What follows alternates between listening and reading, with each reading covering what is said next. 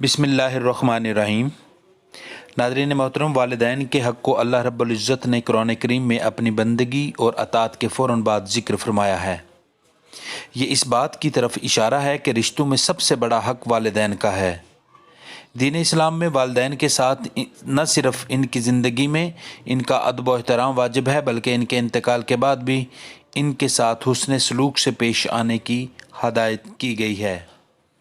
حضرت ابو اسعد رضی اللہ تعالیٰ عنہ فرماتے ہیں کہ ہم حضور اقدس صلی اللہ علیہ وآلہ وسلم کی خدمت میں بیٹھے تھے کہ ایک شخص آیا اور عرض کیا، یا رسول اللہ صلی اللہ علیہ وآلہ وسلم، فرمائیں کہ میرے ماں باپ کی وفات کے بعد بھی کوئی ایسی چیز ہے جس کے ذریعے میں ان کے ساتھ حسن سلوک کر سکوں؟